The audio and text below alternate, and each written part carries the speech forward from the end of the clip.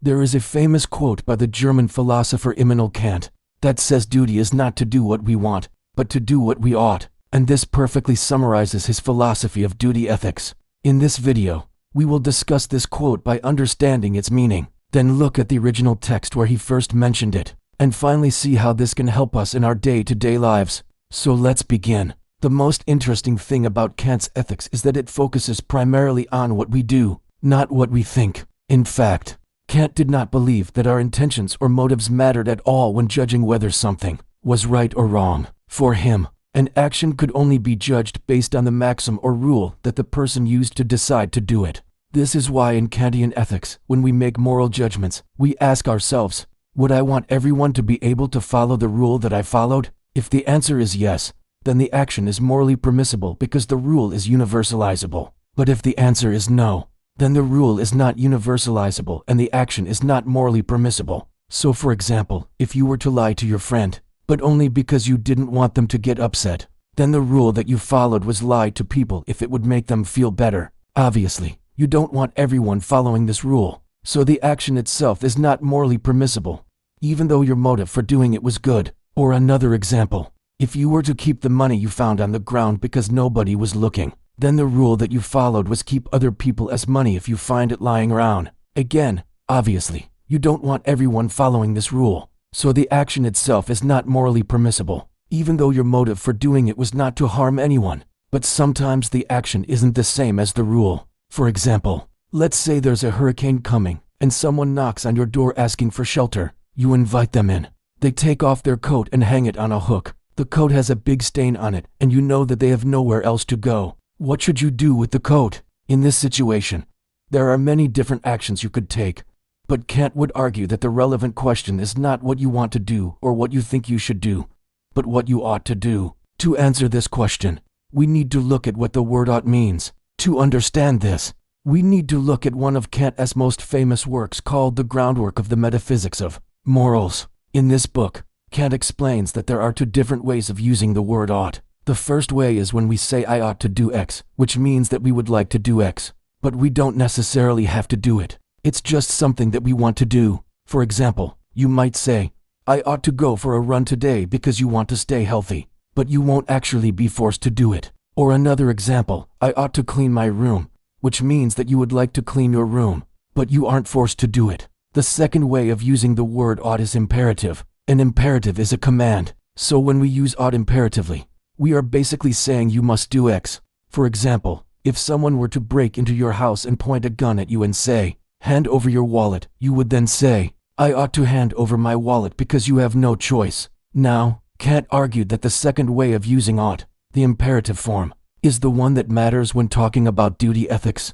He also argued that there is a third way of using ought that we don't really talk about very much. This third way is a little bit more complicated, but basically when we use the word ought in this way, we are not giving a command. Instead, we are saying that there is a reason for us to do something. For example, you might say, it's raining, so I ought to take an umbrella. In this case, you aren't giving a command. Instead, you are simply pointing out that there is a reason for you to take an umbrella. It's raining. Kant believed that this third way of using ought was the key to understanding duty ethics. So what does this mean exactly? Well, imagine that you are faced with a moral dilemma, like whether or not to steal food to eat. When you're trying to figure out what to do, you might consider what you want to do, but you probably won't base your decision on that. After all, you can't always do what you want, right?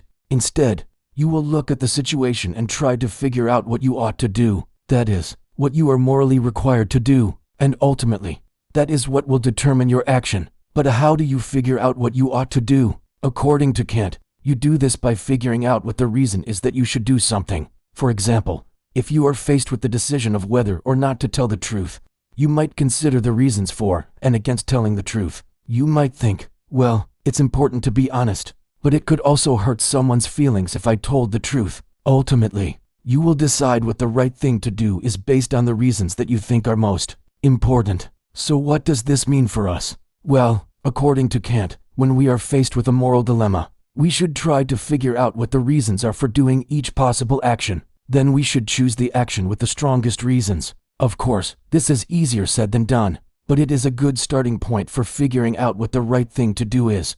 One of the best examples of this is the Heinz dilemma. This is a famous thought experiment in ethics that was created by the psychologist Heinz used to illustrate the strengths and weaknesses of different ethical theories. The scenario goes like this. At the start of the story, we meet a man named Heinz whose wife is dying from a rare and incurable disease. One day, Heinz's wife's doctor manages to synthesize a new drug that will save her life.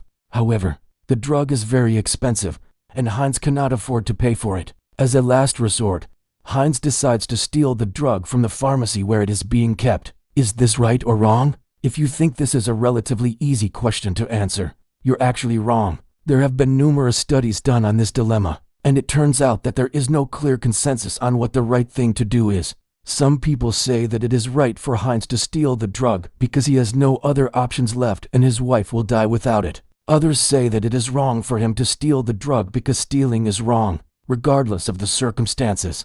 But still others say that it depends on the value of the drug and the severity of his wife's illness. If the drug is worth millions of dollars and his wife is almost certainly going to die anyway, then it seems like it is more permissible for him to steal it. But if the drug is worth only a few $100s and his wife just has a cold, then it seems less permissible for him to steal it. So what is the right thing for Heinz to do? Well, according to Kant, we can't say for sure. All we can do is try to figure out what the reasons are for each possible action, and then decide which ones are stronger. For example, one reason that Heinz might have for stealing the drug is that his wife will die without it. Another reason he might have for stealing the drug is that he has no other options left. On the other hand, one reason Heinz might have for not stealing the drug is that stealing is wrong, regardless of the circumstances.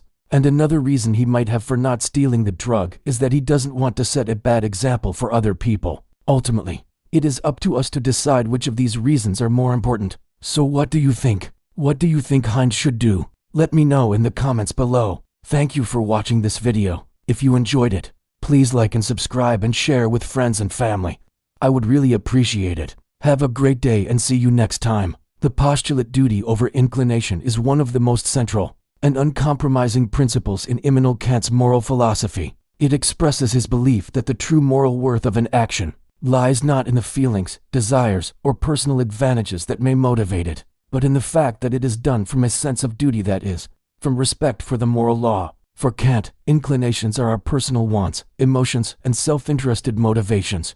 They can be noble like compassion or selfish like greed, but they are always contingent, subjective, and dependent on our individual situations, because they vary from person to person and moment to moment. Inclinations cannot be the basis for universal moral law. A person acting solely from inclination may do the right thing, but only by coincidence, and if their feelings change, so might their behavior. By contrast, duty comes from reason and applies universally. It is an objective moral requirement that holds regardless of our preferences or emotions. Acting from duty means doing what is right because it is right, not because it pleases us or benefits us. For Kant, this is the only way to ensure that our actions are truly moral, and not just expressions of personal taste or convenience. Kant famously illustrates this with the example of a shopkeeper who charges fair prices. If the shopkeeper does so only because it is good for business, their honesty is driven by inclination, self-interest, not morality. But if they charge fair prices because it is the right thing to do, because they recognize it as a moral law, then their action has genuine moral worth.